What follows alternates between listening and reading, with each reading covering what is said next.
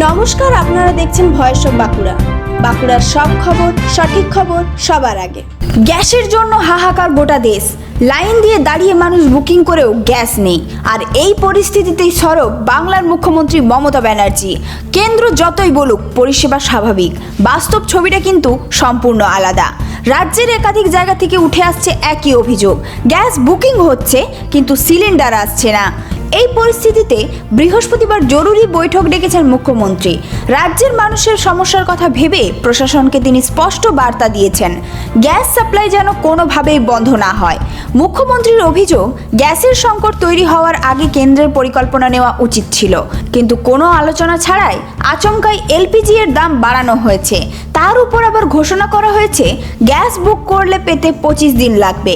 এই সিদ্ধান্ত নিয়েই ক্ষোভ উগরে দিয়েছেন মমতা বন্দ্যোপাধ্যায়। তিনি স্পষ্ট বলেছেন, আমি তো ভর্তুকি দিতে চাই, মানুষের পাশে দাঁড়াতে চাই, কিন্তু ভর্তুকি দিলেই কি হবে যদি গ্যাসই না পাওয়া যায়?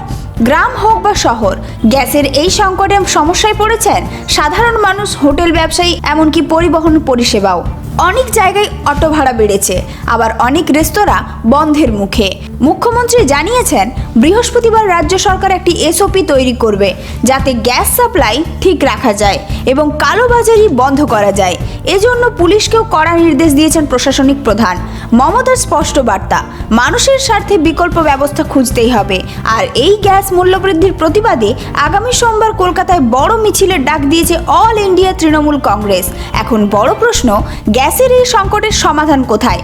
কেন্দ্র কি নতুন কোনো পরিকল্পনা নেবে, নাকি রাজ্যকেই খুঁজতে হবে বিকল্প পথ? কারণ একটা বিষয় পরিষ্কার, গ্যাস ছাড়া থেমে যেতে পারে সাধারণ মানুষের রান্নাঘর, থমকে যেতে পারে বহু ব্যবসা। এই ধরনের গুরুত্বপূর্ণ খবর সবার আগে পেতে আমাদের চ্যানেলটি সাবস্ক্রাইব করুন আর ভিডিওটি শেয়ার করতে ভুলবেন না। আপনার মতামত কমেন্টে জানান আর লাইক শেয়ার করে ভয়েস অফ বাঁকুড়ার পাশে থাকুন।